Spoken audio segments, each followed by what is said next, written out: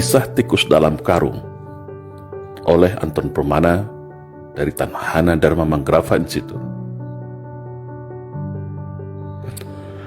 Dalam sebuah perjalanan kereta api, seorang profesor ilmuwan asal Prancis bertanya kepada seorang pria tua yang duduk di sampingnya,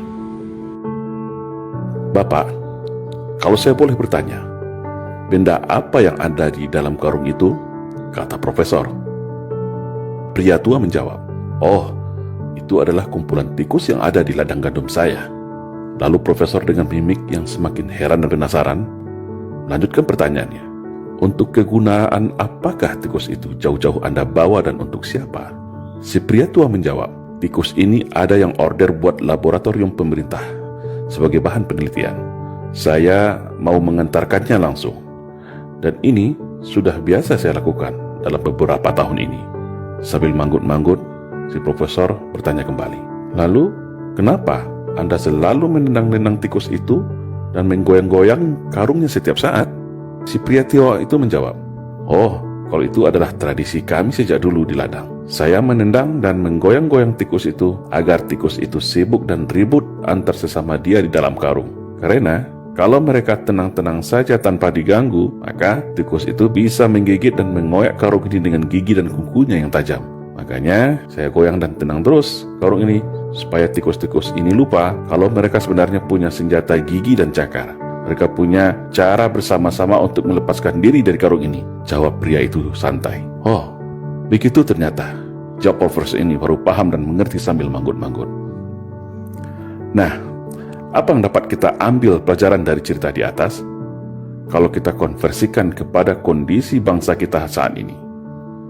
Cerita profesor dan bapak tua pembawa karung tikus di atas bisa dikonversikan dengan keadaan bangsa kita hari ini. Sebuah bangsa yang besar, bangsa yang plural, bangsa yang majemuk, tapi saat ini terjebak dalam jurang perpecahan yang begitu tajam dan dalam. Ibarat sebuah piramida kehidupan, mulai dari puncak piramida, tengah dan bawah terpecah belah oleh ego dan kepentingannya masing-masing. Apakah ini natural? Apakah itu alamiah terjadi? Sebagai bangsa yang memiliki sumber daya alam melimpah seperti ini, sangatlah menggiurkan bagi para taipan dan negara maju yang haus akan sumber daya alam. Dan sejarah negeri ini juga mencatat demikian. Sejak berabad-abad tahun yang lalu, bangsa lain silih berganti ingin mengeruk kekayaan negara ini. Dan cara yang paling aman untuk menjarah negeri ini adalah tentu dengan mengadu domba sesama masyarakatnya agar terpecah belah dan lemah. Para elit dibenturkan oleh kepentingan bisnis dan jabatannya. Pemerintah dibenturkan dengan rakyatnya. Sesama anak bangsa dibenturkan diadu domba dengan isu sentimen sara. Mayoritas versus minoritas, cebong versus kampret, radikal versus PKI, Jawa versus luar Jawa, dan liberal versus fundamental. Padahal semua perpecahan itu ada decision maker di belakangnya. Ada kingmaker yang merencanakannya. Para elit memiliki kekuatan invisible hand yang ingin mengalihkan segala perhatian, menguras energi bangsa, hingga kita semua lupa, lengah bahwa bangsa ini adalah bangsa yang besar, bangsa yang hebat, bangsa yang tangguh, bangsa yang ramah, baik dan patriot sejati, sebagaimana pendahulu kita mendirikan negara ini dengan segenap jiwa raganya. Setiap hari, setiap menit dan detik, ada saja isu permasalahan yang muncul seakan memaksa kita, menggiring kita, memancing emosi kita untuk terus berkelahi, saling mencaci, dan saling membuli. Seolah tak ada lagi celah untuk kembali ke masa indah yang penuh kerukunan, ketentraman, dan saling percaya dan toleransi. Yang agama satu tak recokin agama yang lainnya. Yang aliran berbeda tidak hakimi aliran yang lainnya. Suku lain tidak menghina suku lain. Kehormatan sara sangat kita junjung dan hormati. Tapi saat ini, isu sara seolah menjadi amunisi dan senjata untuk memecah belah anak bangsa. Akhirnya yang terjadi, sesama anak bangsa terjebak dalam jurang gelap perpecahan tiada henti, yang membuat para cukong, elit minoriti, kingmaker semua tepuk tangan dan tertawa sambil menghisap kekayaan negeri ini dengan tenang. Sudah saatnya bangsa ini sadar akan jati dirinya. Sudah saatnya kita semua paham arti dari semua perpecahan ini. Semua ada yang mengaturnya, dan semua ada yang menikmatinya. Ibarat kata pepatah, kalau kapal pecah, maka hiu yang akan kenyang menikmatinya. Padahal, mereka yang merancang ini hanya dari kalangan yang sedikit, tapi berhasil memecah belah serta membodohi kita semua dengan propaganda dan adu domba. Seperti pria tua yang selalu menendang menggoyang tikus dalam karungnya agar selalu ribut dan lengah. Sekarang, kembali kepada kita semua.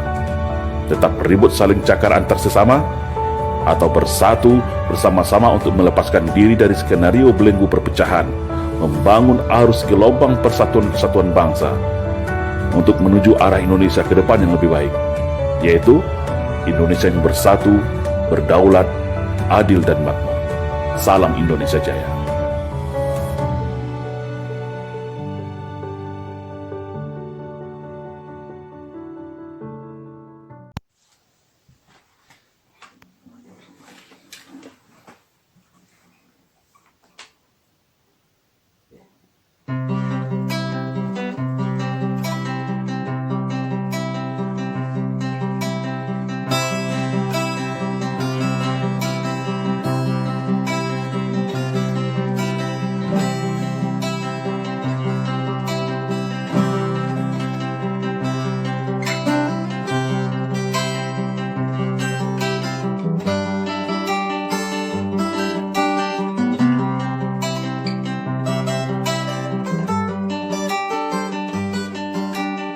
Zamora,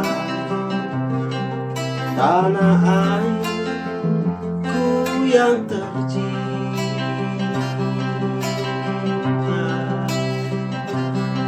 tempat beta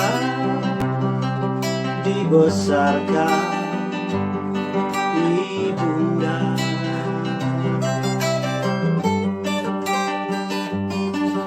Meski sudah lama jauh di rantau,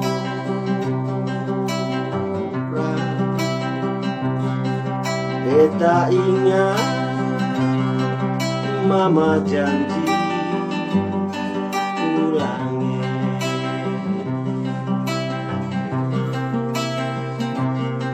Biarpun Tanjung Teluknya jauh tapi nusaku,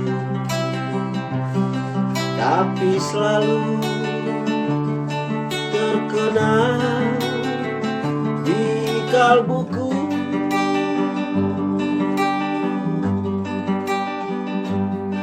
Anak Timur main sasando dan menyanyi boleh lebo, rasa gira dan badenda ulangi.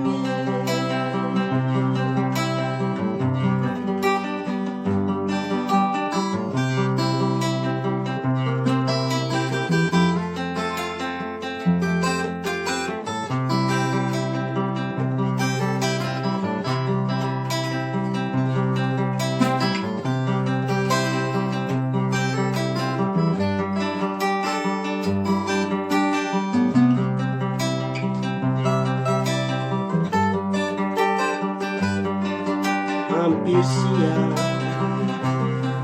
beta bangun sambil menangis,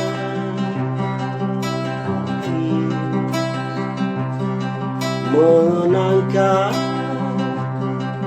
loba mora lelebo.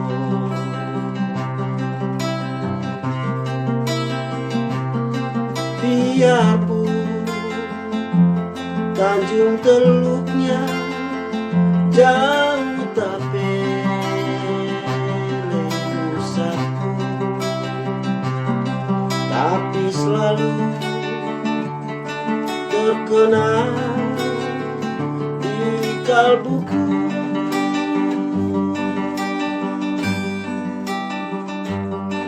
Rasa bini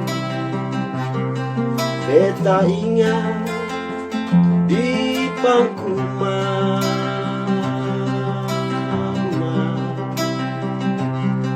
air mata basah pipi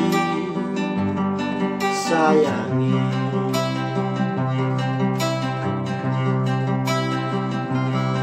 Air mata basah pipi sayang.